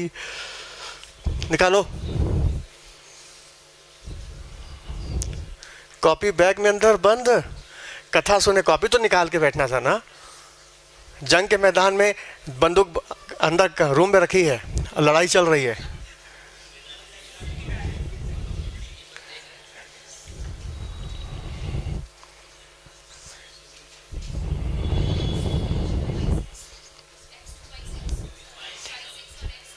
X वैल्यू Y मतलब 1:3, सिंपल रेशियो 1:3। सबका आंसर चेक करें। हमें नहीं पता क्या आंसर होगा, हम भी निकालेंगे अभी। चेक करें, सामने देखो। हाँ, क्रोमियम का ऑक्सीडेशन नंबर +6, यहाँ क्या है? +3। पता क्रोमियम में चेंज है ना, जिसमें चेंज है बैलेंस होना। कितने क्रोमियम? यहाँ 2 करो। हाँ हो गया। अच्छा, 1 का 6, 2 का 12, 1 का 3, 2 का 6। कितने का चेंज? 6 का। कितने मालिक्यूल से? एक मालिक्यूल से 6 का चेंज, पर से 6 का चेंज, वैलेंसी फैक्टर 6, पर आयन 6 का चेंज। इसका निकालोगे। हाँ, यहाँ कार्बन का +3, यहाँ कार्बन का +4। एक चीज बताओ, यदि यही गड़बड़ हुआ सब गड़बड़ हो जाएगा। तुमने ऑक्सीडेशन नंबर ही गलत निकाला, सब गड़बड़ शुरू हो गया। इसलिए पहले ऑक्सीडेशन नंबर आना चाहिए, फिर चेंज निकालना आना चाहिए, फिर वैलेंसी फैक्टर, फिर इक्विवेलेंट वेट। बोलो क्लियर? हाँ, ये कार्बन का +3 और यहाँ कार्बन का +4। पता कार्बन में चेंज है तो बैलेंस होना। हाँ, कितने कार्बन? 2, यहाँ भी 2 करो। अच्छा, 1 का 3, 2 का 6, 1 का 4, 2 का 8। कितने का चेंज? 2 का। कितने मालिक्यूल से? एक मालिक्यूल से 2 का चेंज, पर आयन 2 का चेंज, वैलेंसी फैक्टर 2। मतलब 2 को उठा के इधर और 6 को उठा के इधर, और सिंपल रेशियो लाने के लिए क्या करोगे? 1:3। आंसर आ गया, सही है। लास्ट ईयर से यही आया ही था शायद। हाँ, लेकिन यहां तक तो ठीक है। अब इसमें H+ आयन भी पूछ दिया तो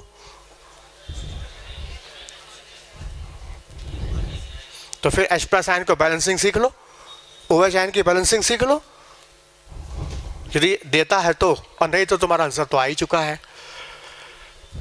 हाँ, सिखा दे H+ आयन OH आयन की बैलेंसिंग, कैसे H+ ion OH ion balance करना है। अच्छा, इक्विवेलेंट वेट पूछेगा तो इसका इक्विवेलेंट वेट बताओ। Formula weight by 6 valency factor. इसका इक्विवेलेंट वेट निकालना है तो इसका formula weight by 2 valency factor. बोलो, अब तुम लोग को एक्सप्रेस एंड ओवेशन सिखा देंगे, बैलेंसिंग तुम्हारी पूरी हो जाएगी, है ना। सामने देखो,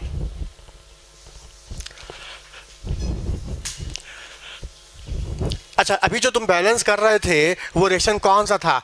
इंटर था, इंटर मॉलिक्यूलर रिडॉक्स कि इंट्रा मॉलिक्यूलर रिडॉक्स कि डिसप्रोपोर्शनेट था? इंटर था। मान लो इंट्रा आ गया तब, डिसप्रोपोर्शनेशन आ गया तब, उसको कैसे बैलेंस करोगे?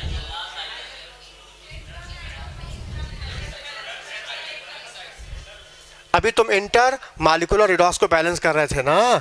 मान लो इंट्रा मॉलिक्यूलर रिडॉक्स आ गया या डिसप्रोपोर्शनेट रिएक्शन आ गया, उसको बैलेंस करना होगा तो क्या करोगे? तो जब आप उसको प्रोडक्ट साइड से बैलेंस करोगे, किस तरह से? बस समझ में आया? जैसे मान लो तुमको आयोडीन दिया गया और तुमने NaOH मिलाया और तुमने पाया सोडियम आयोडाइड प्लस NaIO3 बनाया। अब तुमको इसको बैलेंस करना है तो क्या करोगे? अब बताओ, इसमें क्या था? वेंसेटर क्रॉस किए थे ना, क्रॉस किए थे। इसमें तो एक ही मालिक्यूल है, यही ऑक्सीडाइज हो रहा है, यही रिड्यूस हो रहा है। किसको क्रॉस करोगे तुम? सोचो जरा। अभी क्या था? दो मालिक्यूल में एक ऑक्सीडाइज दूसरा रिड्यूस, दोनों का वेंसेटर निकाल के क्रॉस किए थे, यही ना किए थे? आवाज नहीं आई।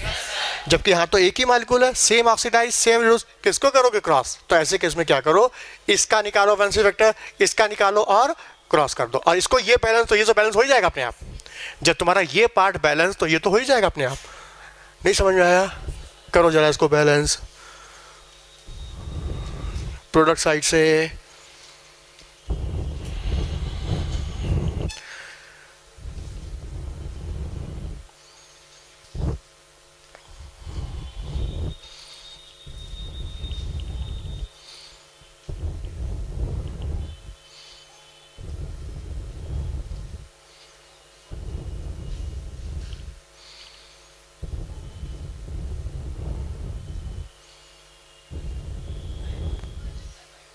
हो गया?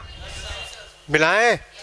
सामने देखो, यह आयोडीन का -1 या आयोडीन का 0, जिसमें चेंज होता है वो बैलेंस होना। कितने आयोडीन? 2। कितना? 1। 2 करो, 1 का -1, 2 का -2, 1 का 0, दूसरे का भी 0। कितने का चेंज? 2 का। कितने मालिक्यूल से? 2 मालिक्यूल से। 1 मालिक्यूल से तो वैलेंसी फैक्टर हो गया 1। बोलो, इधर आ जाओ। यहाँ आयोडीन का +5 या आयोडीन का 0, चेंज है ना, जिसमें चेंज है वो बैलेंस होना। हाँ, कितने आयोडीन? वहाँ तो यहाँ भी 2 करो, 1 का +5, 2 का +10, 1 का 0, दूसरे का भी 0। कितने का चेंज? 10 का। कितने से? 1 से। Valency factor 5। अब इसका 5, इसका 1 के क्या करो? क्रॉस कर दो। इधर कर दो 5, इधर कर दो 1। अब बताओ कितने आयोडीन हो गए? 5 इधर हो गए और इधर 6, तो ये हो गया 3 दूना 6, बैलेंस हो गया। मतलब इस टाइप के रिएक्शन को प्रोडक्ट साइड से बैलेंस करो। डिसप्रोपोज हो, इंट्रा हो, प्रोडक्ट साइड से, और इंटर को रिएक्टेंट साइड से कर लो। बोलो। अच्छा, पूछेगा इसका इक्विवेलेंट वेट बताओ, क्या बोलोगे? m/1। इसका बताओ m/5। इसका बताओ। हाँ, जो मॉलिक्यूल ऑक्सीडाइज भी हो, रिड्यूस भी हो, डिसप्रोपोर्शनेट होता है, उसका इक्विवेलेंट वेट होता है E1 + E2। ये E1 क्या है? Equivalent weight with respect to first product. E2 क्या? Equivalent weight with respect to second product. अच्छा, फर्स्ट प्रोडक्ट के रेस्पेक्ट में इक्विवेलेंट वेट क्या आएगा बताओ? कितने का चेंज है? 2 का। 2 का चेंज पर मॉलिक्यूल, 2 का चेंज, तो E1 हो गया m/2। हाँ, अब इसके साथ निकालो 0 से +10, कितने का चेंज? 10 का। कितने मॉलिक्यूल से? 1 मॉलिक्यूल से 10 का चेंज, m/10। हाँ, जोड़ दो, ये आंसर आया। कितना आएगा? 5m 6m/10 10 या 3 m/5 या इक्विवेलेंट वेट m/5/3, तो इसका वैलेंसी फैक्टर हो गया 5/3।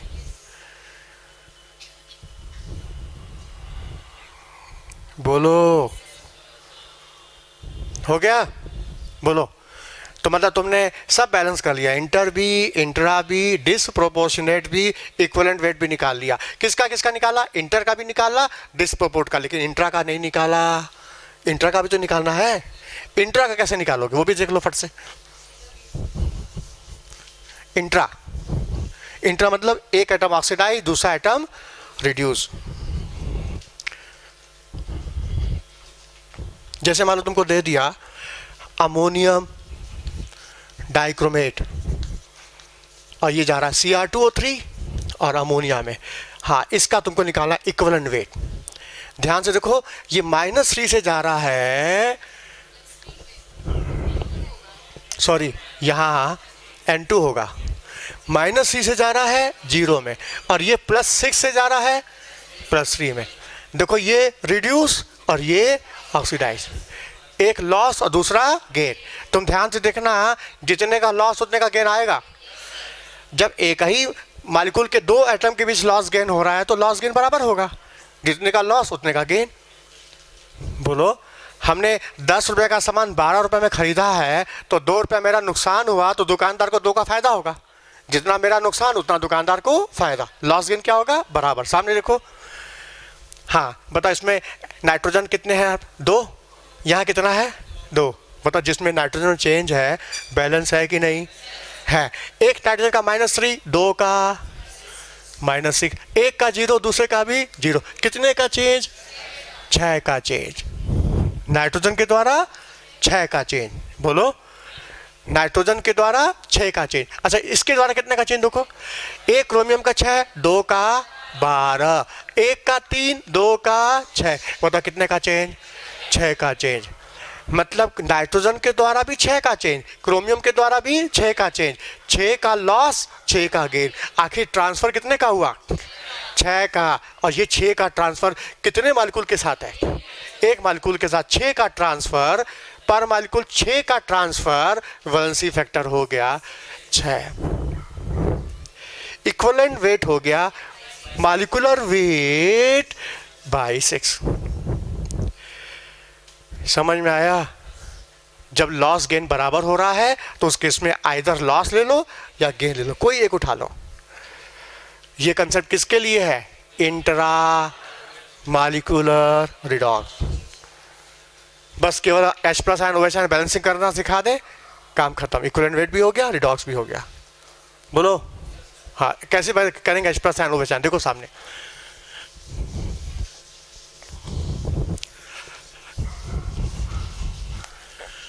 सामने देखो,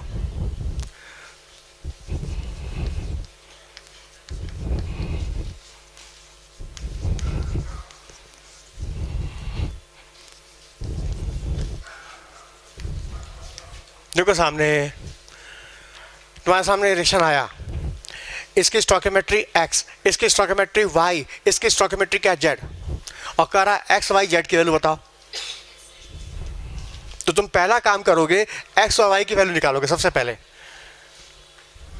बोलो, हाँ इसमें कार्बन का +3, कार्बन का +4। आज कार्बन में चेंज है ना, बैलेंस कर लो। एक का 3, 2 का 6, एक का 4, 2 का 8। कितने का चेंज? 2 का चेंज। कितने से? एक मॉलिक्यूल से 2 का चेंज, पर आयन 2 का चेंज, वैलेंसी फैक्टर 2। इधर आ जाओ, बाईडीज का +7 +2, एटम बैलेंस है। कितने का चेंज? 5 का। कितने आयन से? 1। तो वैलेंसी फैक्टर क्या हो गया? 5। अब वैलेंसी फैक्टर क्रॉस कर दो, यहाँ हो गया 5, यहाँ कर दिया 2। तो अब मतलब X और Y की वैल्यू क्या आ गई? 5:2। अब तुम ऑप्शन देखोगे ABCD करके, मान लो 5:2 का एक ही ऑप्शन दिया है, 5:2 का टिक मारो, बात खत्म। पर जब 5:2 के साथ Z की वैल्यू में वेरिएबल दिखा रहा है, बाकी 5:2 के 2 ऑप्शन आ रहे हैं, 5:2 के 2 ऑप्शन आ रहे हैं, Z में वेरिएशन है। इसका मतलब तुमको अब H+ आयन निकालना पड़ेगा। तो कैसे निकालोगे? देखो सामने, हाँ बता, ये तो तुमने पता कर लिया 5 है, ये 2 है, तो 5 इधर, 2 इधर, यहाँ 5 और यहाँ हो गया 2। बोलो अब तुमको क्या चाहिए, जेड की वैल्यू ना, H+N चाहिए ना, बोलो। हाँ, जो एटम में चेंज है पहले उसको बैलेंस कर लो। बताओ यहाँ कितने कार्बन है? अरे 5 10 हो गए, कितने हो गए? तो यहाँ 10 कर दो। अच्छा, मैग्नीज कितने हैं?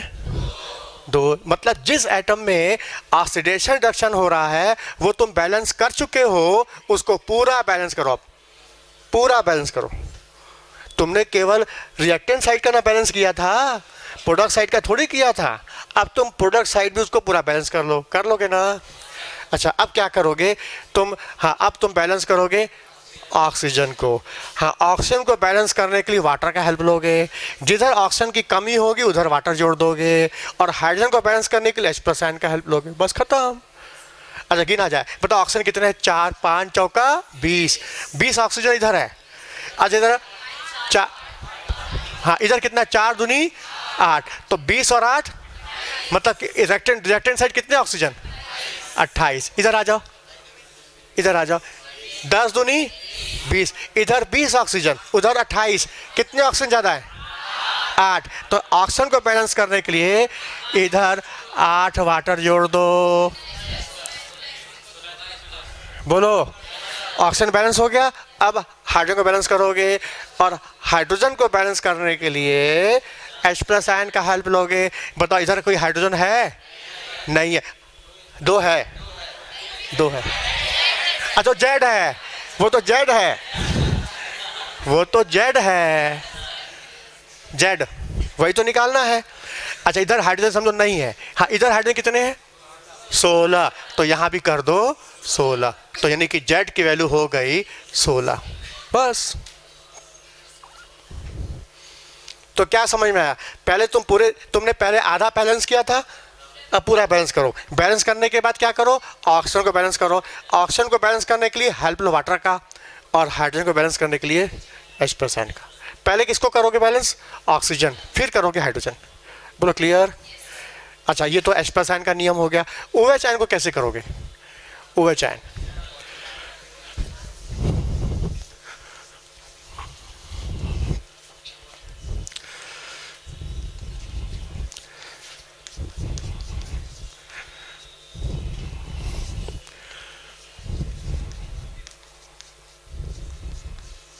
सामने देखो, बस लास्ट है, हो गया।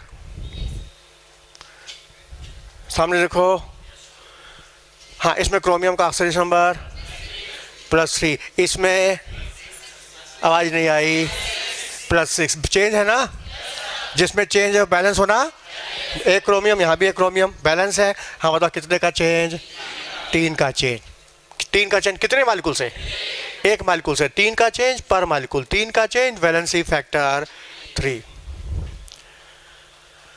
हाँ, इसमें आयोडीन का ऑक्सीजन नंबर यहाँ हाँ कितने एटम बैलेंस है? यहाँ भी एक आयोडीन, यहाँ भी एक आयोडीन, एटम बैलेंस। मतलब कितने का चेंज? 6 का चेंज। कितने से? 1 से 6 का चेंज पर आयन, 6 का चेंज, वैलेंसी फैक्टर 6। क्रॉस करो, 6 उठा के इधर, 3 उठा के इधर, इधर 6 इधर 3। सिंपल रेशियो करोगे। हाँ, 2:1। अच्छा, ऑप्शन देखो 2:1 के हैं। अच्छा, 2:1 के 2 ऑप्शन हैं और उसमें हाइड्रोक्सिल आयन भी जेड दिया हुआ, जेड OH आयन भी दिया हुआ है। तो तुमने 2:1 के 2 ऑप्शन है, 2:1 के बाद भी ऑप्शन वैल्यू दिया, और 2:1 के 2 ऑप्शन में वेरिएशन। बाकी यहाँ तक तो सेम है, यहाँ वेरिएशन। मतलब तुमको अब जेड की वैल्यू निकालनी पड़ेगी अब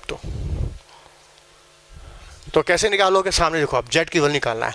हाँ बताओ, ये OH आयन क्या है? जेड निकालना है। तो कैसे निकालोगे? तो सुनो ध्यान से, यहाँ भी तुम वही काम करोगे। तुमने अभी आधा पार्ट बैलेंस किया था, पूरा बैलेंस कर लो। बताओ यहाँ क्रोमियम कितने हैं? तो यहाँ भी होना चाहिए 2। अच्छा, आयोडीन कितना है? यहाँ भी 1 होना चाहिए। बैलेंस हो गया। अब ऑक्सीजन को बैलेंस करो। किसको करोगे? हाँ, कितने ऑक्सीजन गिनो? 3 दूनी 6, 6 3। इधर कितने ऑक्सीजन? 9। इधर कितने? 8। इधर 8, इधर 9, इधर 8, इधर कितने ऑक्सीजन ज़्यादा है?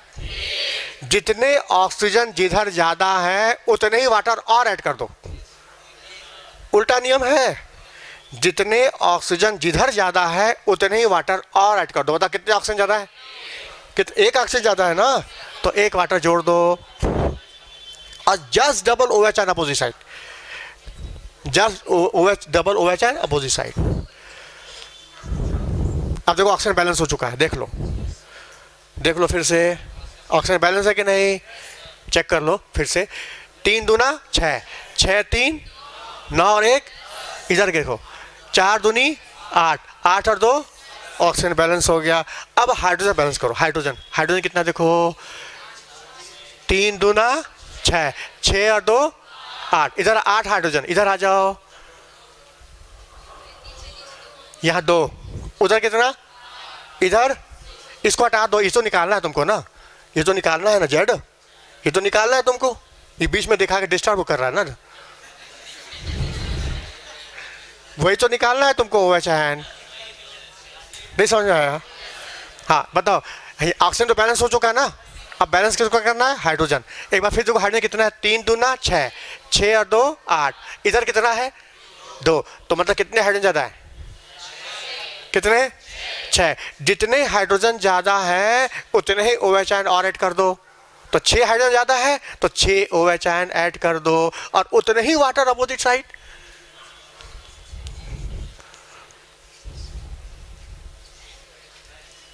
चेक करो बैलेंस हो गया होगा।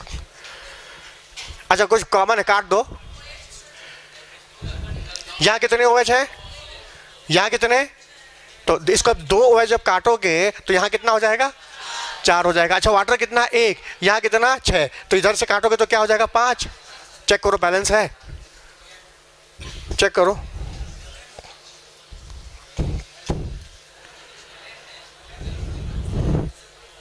साफ बैलेंस है, चेक कर लो अच्छे से। क्रोमियम कितना?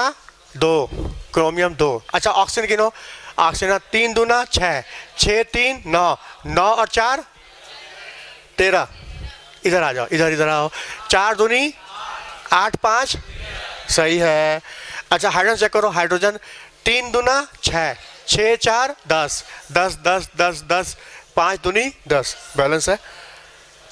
हाँ तो OH एन की संख्या कितनी आ गई? OH एन की संख्या आ गई 4, तो यानी कि X की वैल्यू 2, Y की वैल्यू 1 और Z की वैल्यू 4, ये आंसर आ गया 2:1:4। ये X, ये Y, Z। नहीं समझ में आया? तो OH एन को बैलेंस करने का, ऑक्सीजन को OH एन को बैलेंस करना आ गया। ऑक्सीजन को बैलेंस करने के लिए, OH एन को बैलेंस करने के लिए क्या करोगे? पहले ऑक्सीजन को बैलेंस करोगे, जिधर ऑक्सीजन ज़्यादा होंगे उधर उतने ही पानी और डाल दो H2O, और just double OH opposite side, oxygen balance हो गया। और हाइड्रोजन को बैलेंस करने के लिए क्या करोगे? जिधर हाइड्रोजन ज़्यादा हो उधर उतने OH एन डाल दो और उतने ही वाटर अपोजिट साइड। बोलो बस, तो हो गया, समय हो गया, आधा घंटा है, 45 क्वेश्चन आधे घंटे में लग जाएगा।